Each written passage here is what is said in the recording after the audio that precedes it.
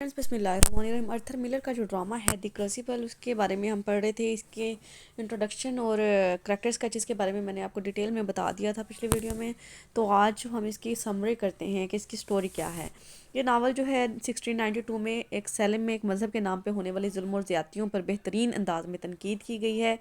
और इसमें जो है ना बहुत सी जो ऐसी चीज़ों के बारे में बताया गया कि जो विच क्राफ्ट होता है या फिर इस तरह की जो चीज़ें होती हैं, इस तरह के जो अकायद होते हैं, उसके कितने जो है साइड इफ़ेक्ट के होते हैं। कहानी जो है वो 1992 में सैलम में होने वाले हकीकी वाक़ये के बारे में लिखी गई थी। अब उस कहानी का आगाज़ किससे होता है? रेवन पेरिस से होता है, जो है ना सैलम में एक मजहबी अमूर का वज़ीर है। वहाँ का एक वज़ीर होता है सैलम का, जिसका नाम होता है रेवन पेरिस। हैल अपने कमरे में बहुत परेशान दिखाई देता है क्योंकि उसकी बेटी उसको बेटी उसकी जो बेटी है ना, उसका नाम होता है बेटी, रात से बेहोश है। वो क्या था कि उन्होंने कुछ था ना, कुछ ऐसा जादू करने की कोशिश की थी, तो जिसकी वजह से वो बेहोश हो गई थी। और उसको ये डर था कि उसके वालिद ने उसको जो है वहाँ पे जंगल में नाचते हुए देख लिया। वो और वो जो नाच था ना, वो किसी किस्म का जादू कर रहे थे, जैसे काला जादू होता है ना, वो कर रही थी कुछ लड़कियाँ मिलके।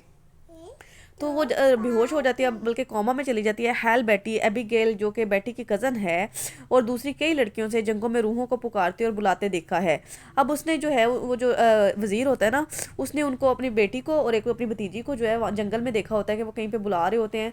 और बेटी जब अपने बाप को वहाँ पे देखती है तो बेहोश हो जाती है, बेहोश होने की एक्टिंग करती है। और दूसरी तरफ एक और जो दो कपल के बारे में हमने पढ़ा था ना कैरेक्टर्स में, एक का नाम था रुत पटनम और अनपटनम, तो उनकी भी एक बेटी होती है।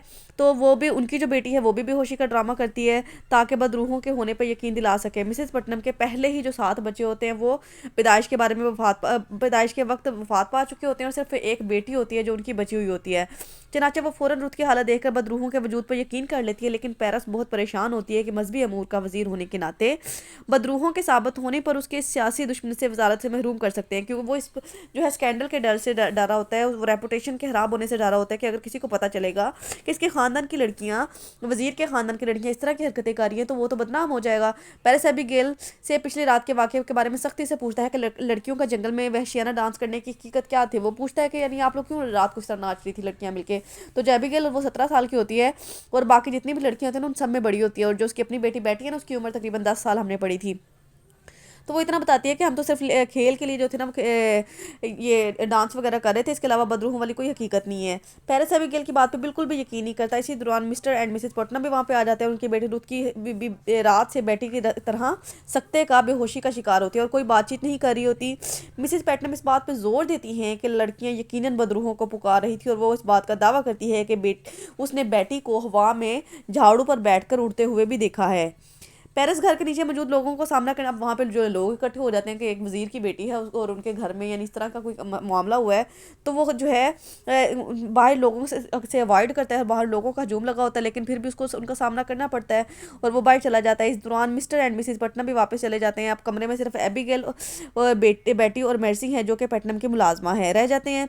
फिर वहाँ मैरी वॉरेन भी आ जाती है, जो कि प्रॉक्टर, और उसके प्रॉक्टर जो है ना इस कहानी का हीरो है। और वहाँ पे जो एलिजाबेथ प्रॉक्टर के बारे में हमने सुना था, वो उसकी वाइफ है।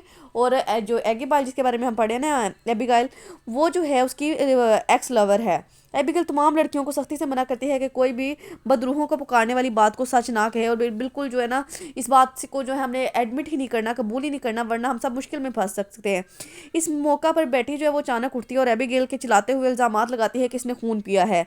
फिर वो चिल्लाने लगती है और एबिगेल के बारे में कहती है कि इसने जो है मुर्गी का खून पिया है और प्रॉक्टर की बीवी जो है एलिजाबेथ को कत्ल करने के लिए जादू किया है। कि प्रॉक्टर से उसको जो है वो ग्रज होता है ना, क्योंकि वो उसका एक्स लवर होता है, तो वो उसकी बीवी को, एलिजाबेथ को, बिल्कुल पसंद नहीं करती है और वो काला जादू इसलिए कर रही होती है कि उसकी बीवी को मार देगी।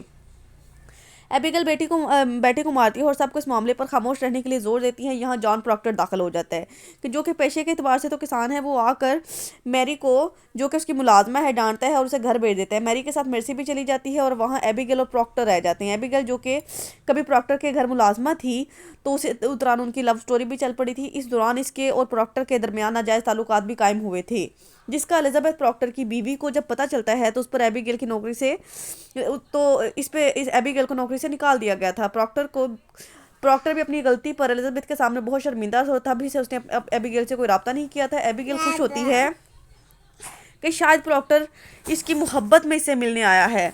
वो प्रॉक्टर को दोबारा अपनी तरफ मतवज्जा करवाती है। इस तरह नीचे से दुआएं पड़ने की ऊंची आवाज़ें आती हैं और बेहोश बेटी एकदम से उठकर ज़ोर ज़ोर से तालियां बजाती है। पेरिस भागकर कमरे में आता है। इसके पीछे कुछ दूसरे लोग भी आ जाते हैं। पेरिस प्रॉक्टर को देखकर बाकायदगी से चर्च ना आने और चर्च के बारे में अच्छे ख्यालात ना रखने पर बुरा भला कहता है। पेरिस पटनम और बाकी लोग फिर एबिगेल से दोबारा तफ्तीश करते हैं।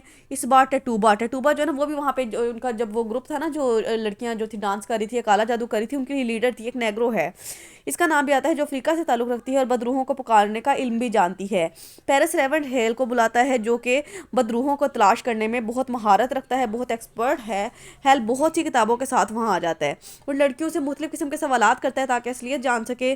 प्रॉक्टर वहाँ से गुस्से में चला जाता है और लड़कियाँ भी आकर दूसरों के दबाव में आकर कई लोगों पर बदरू होने का इल्ज़ाम लगा देती हैं कि उन्होंने अब अपनी बात को साबित तो करना था ना, तो वो किसी का भी नाम ले देती हैं। इसी तरह 8 दिन गुजर जाते हैं। बहुत से लोगों को बदरू होने के इल्ज़ाम में पकड़ लिया जाता है और सख्त किस्म की आजमाइश से गुजारा जाता है, सज़ा दी जाती है और कई लोगों को तो फांसी भी दे दी जाती है। एलिजाबेथ मैरी वॉरेन को डांटती है कि वो कई दिनों से काम पर क्यों नहीं आई।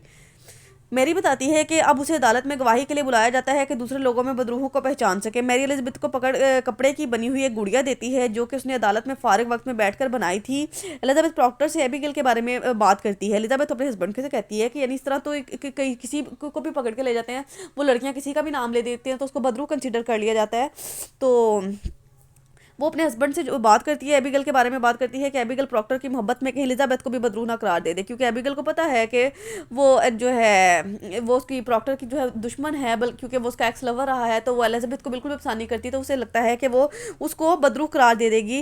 प्रॉक्टर उसके इन इल्ज़ामात को जुटलाता है। एलिजाबेथ प्रॉक्टर पर जोर देती है कि वो अदालत में जाकर सबको सच बताए कि ये सब लड़कियां झूठी हैं। रेमंड हेल भी वहाँ पे आ जाता है और प्रॉक्टर से कहता है कि अच्छे और नेक लोगों को बदरू होने का कोई डर नहीं होना चाहिए और ये तमाम लड़कियां सिर्फ इन्हीं पर इल्ज़ाम लगा रही हैं जिनके अंदर शैतान दाखिल होता है, जो डेवल होते हैं। इस दौरान जाइल्स कोरे फ्रांस फर्स्ट, जो कि इस इलाके के बहुत मुअज़्ज़िज़ लोगों में शुमार होते हैं, आके बताते हैं कि इनकी बीवियों को भी बदरू होने के इल्ज़ाम में गिरफ्तार कर लिया गया है। यहाँ अदालत का चेला कांस्टेबल शेवर और मार्शल हेरक एलिजबेथ को गिरफ्तार करने के लिए आते हैं। एबिगेल एलिजबेथ पर बदरू होने का इल्ज़ाम लगा देती है, क्योंकि उसको एलिजाबेथ को तो पहले ही डर था ना कि वो उसको जो है उस पर ज़रूर इल्ज़ाम लगाएगी, क्योंकि वो जॉन प्रॉक्टर की वाइफ है। तो उसके साथ वही होता है जो उसने सोचा होता है। एलिजाबेथ के घर पर कपड़े की गुड़िया, जो कि उसे मैरी ने दी थी, का मिलना, जिसके अंदर एक सुई भी व्यवस्था है, ये साबित करता है कि वो भी दूसरों पर जादू करती है। प्रॉक्टर बहुत चिल्लाता है कि ये सब झूठ है और ये लड़कियां झूठी कहानी सुनाकर अदालत को गुमराह कर रही हैं, लेकिन कोई उसकी नहीं सुनता। इस बात का फैसला अदालत करेगी। इनके जाने के बाद प्रॉक्टर मैरी वॉरेन को कहता है कि वो अदालत में जाकर जज हॉथॉर्न और डिप्टी गवर्नर डैनफोर्थ के सामने जाकर बताया कि सब लड़कियां महज झूठ बोल रही हैं, बोलकर दूसरों को सज़ा दिलवा रही हैं, क्योंकि अब तक 72 लोगों को सजाई मौत दी जा चुकी है और सैकड़ों लोगों पर अदालत में मुकदमा चल रहा है। मेरी वॉरेन प्रॉक्टर के साथ जाकर अदालत में बयान देती है कि उसे कोई और दूसरी लड़की भी बदरूहें नज़र नहीं आती। इनके सामने एबिगेल को लाया जाता है, जो कि अदालत के सामने अपने आप को मासूम और सच्चा साबित करने के लिए मैरी वॉरेन पर चलाना शुरू करती है कि मैरी के अंदर शैतान मौजूद है, वो एबिगेल को तंग कर रहा है। और इसको देखते हुए बाकी लड़कियां भी चीखती चिल्लाती हैं और अपनी ज़िंदगी बचाने के लिए मैरी वॉरेन को भी इन लड़कियों का साथ देना पड़ता है। मैरी वॉर्न अपनी ज़िंदगी बचाने के लिए प्रॉक्टर पर इल्ज़ाम लगा देती है कि प्रॉक्टर ने ज़बरदस्ती से कहलवा दिया था कि इसे बदरूहें नजर आती हैं। इस तरह प्रॉक्टर भी इल्ज़ाम में आ जाता है कि इसने अदालत को गुमराह करने की कोशिश की है। प्रॉक्टर जब देखता है कि इन लड़कियों की मासूमियत पर कोई शक नहीं किया जा रहा, तो वह एबिगेल के साथ अपने नाजायज़ ताल्लुकात की हकीकत बयान कर देता है ताकि अदालत के सामने एबिगेल का सही चेहरा सामने आ जाए। प्रॉक्टर बताता है कि एलिजाबेथ को भी इस बात का इल्म है और उसने इन्हीं ताल्लुकात की बिना पर एबिगेल को नौकरी से निकाला था। एबिगेल इस इल्ज़ाम से बिल्कुल इनकार कर देती है कि उसके और प्रॉक्टर के दरमियान कोई ऐसा ताल्लुक नहीं था। इस मामले को साबित करने के लिए एलिजाबेथ को बुलाया जाता है ताकि वो हकीकत बता सके कि इसने एबिगेल को नौकरी से क्यों निकाला था। एलिजाबेथ को बुलाकर जब प्रॉक्टर एबिगेल के बारे में पूछा जाता है, तो वो ये सोचकर सच बताने से कहीं प्रॉक्टर को गिरफ्तार ना कर लिया जाए। ये कहती है कि प्रॉक्टर बहुत अच्छा इंसान है और उसके और एबिगेल के दरमियान ऐसा कोई गलत ताल्लुक नहीं था और ये कि इसने एबिगेल को शक की बिना पर नौकरी से नहीं निकाला था, बल्कि किसी जाती वजह से निकाला था। इस तरह प्रॉक्टर एबिगेल पर लगाया गया इल्ज़ाम साबित नहीं कर पाता और गिरफ्तार कर लिया जाता है। बाद में प्रॉक्टर पर जोर डाला जाता है कि वो मान जाए कि उसके अंदर भी शैतान मौजूद है। प्रॉक्टर हेल और एलिजाबेथ के इसरार पर ये लिख देने को तैयार हो जाता है कि इसमें शैतान मौजूद है, लेकिन फिर भी ये सोचकर उसके जिन दोस्तों ने अपनी जान की कुर्बानी दे दी लेकिन खुद को शैतान का साथी करार नहीं दिया, प्रॉक्टर इनकी कुर्बानी के बदले अपनी ज़िंदगी नहीं बचा सकता। ये कहकर प्रॉक्टर अपना लिखा हुआ बयान फाड़ देता है और इस तरह अगली सुबह प्रॉक्टर और रबीका को फांसी के घाट सजाए मौत के लिए ले जाते हैं। चनाचा प्रॉक्टर झूठ का सहारा लेकर ज़िंदगी नहीं बचाता बल्कि सच की खातिर अपनी जान को कुर्बान कर देते हैं। ये थी इसकी स्टोरी। बाकी मजीद हम इसके क्वेश्चन करेंगे तो आपको और अच्छे से समझ आ जाएगी। आई होप सो कि आपको कोई कन्फ्यूजन नहीं होगा, अगर हो तो आप पूछ सकते हैं। अल्लाह हाफिज़।